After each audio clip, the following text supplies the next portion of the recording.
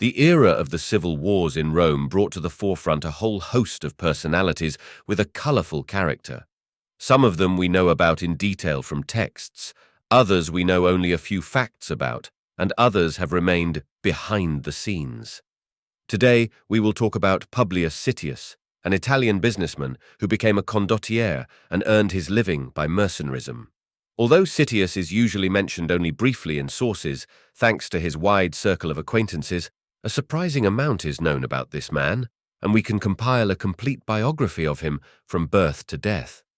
Publius Sittius came from Nuceria in Campania. His family played no small part in the life of the city and was connected by ties of friendship and hospitality with the most prominent Roman families, including the family of Cicero.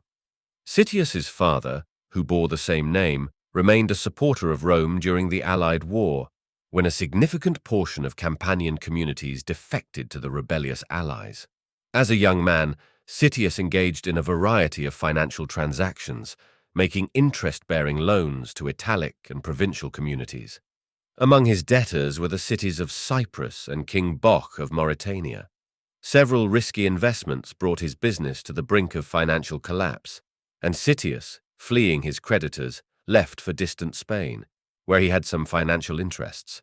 In his absence, a plot by Lucius Sergius Catilina, with whom Sittius was also somehow closely associated, was exposed in Rome. The conspirators intended to eliminate some of the highest officials, declare proscriptures, and cancel debts. Representatives of the most prominent Roman families were involved in the conspiracy. There were rumors of the involvement of the conspirators and Sittius, told that in Spain he left, allegedly having from Catilina task to recruit troops there and organize unrest in the province. However, Marcus Tullius Cicero, who also knew Sittius well, acquitted him in court. Meanwhile, Sittius never managed to improve their financial affairs. Publius Cornelius Sulla, the dictator's nephew, who was Sittius's confidant in Italy, was forced to sell the estates and other property he had inherited. Sittius never returned to Italy, although whether he was formally sentenced to exile remains unknown. It appears that in his later years, Sittius continued to follow politics in Rome and remained in contact with his Roman partners.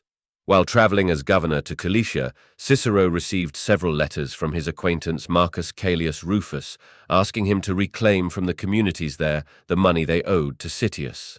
The details of what Sittius himself was doing during these years are unknown to us. Apparently, faced with bankruptcy, he decided to change his activity and turn to a new kind of entrepreneurship. While still in Spain, he gathered a loyal mercenary army of exiles and other disaffected people, as well as a small squadron of ships. Having crossed with these forces to Africa, he first entered the service of the Moorish king Bocchus, and then began to offer his services to other feuding African kings. His army was well armed and trained, and it was said that the side that enlisted the support of Sittius invariably emerged victorious. Thus, Sittius earned himself a good military reputation throughout the region, and in addition made a considerable fortune. Publius Sittius's golden hour came when in Africa began a civil war between Caesar and gathered here after the defeat at Pharsalus his opponents. The Pompeians gathered a considerable force, including 8 or 9 legions of infantry and 15,000 horsemen. In addition, the Numidian king Juba took their side. His army was organized on the Roman model and had 3,000 heavily armed infantry, 2,000 horsemen, many riflemen, and 120 war elephants. The Pompeians had considerable supplies of food and everything necessary for warfare. Caesar had about 10 legions in Italy and Sicily.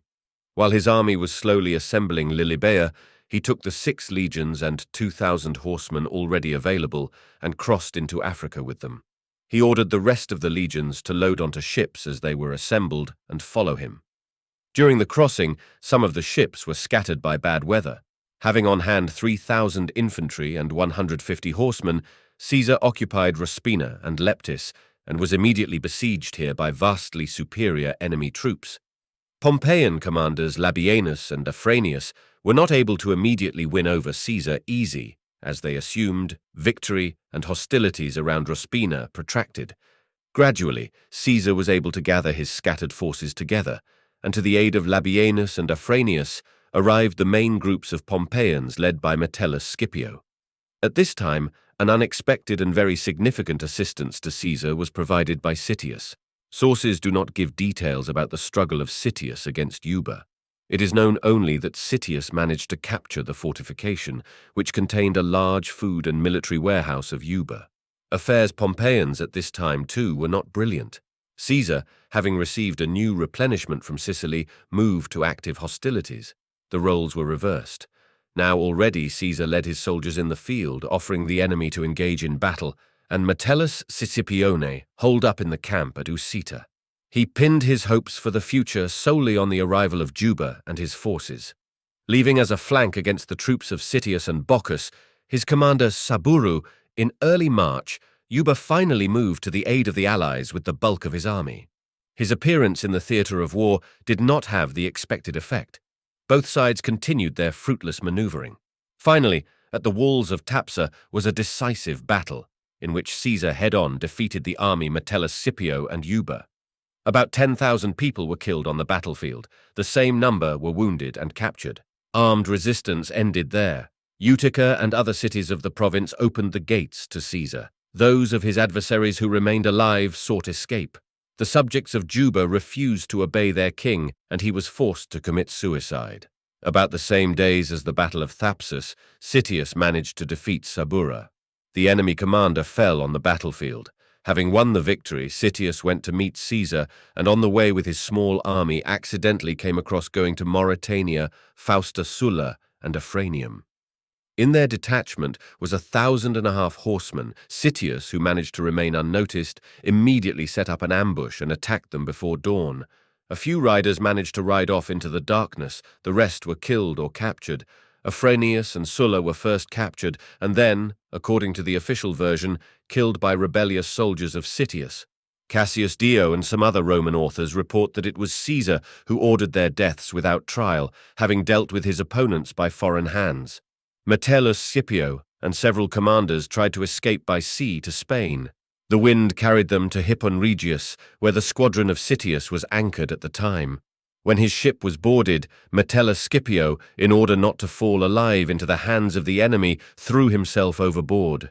His men died with him. The women and children captured here were ordered by Sittius to be delivered to Caesar. After his death, the kingdom of Juba was turned into the Roman province of New Africa.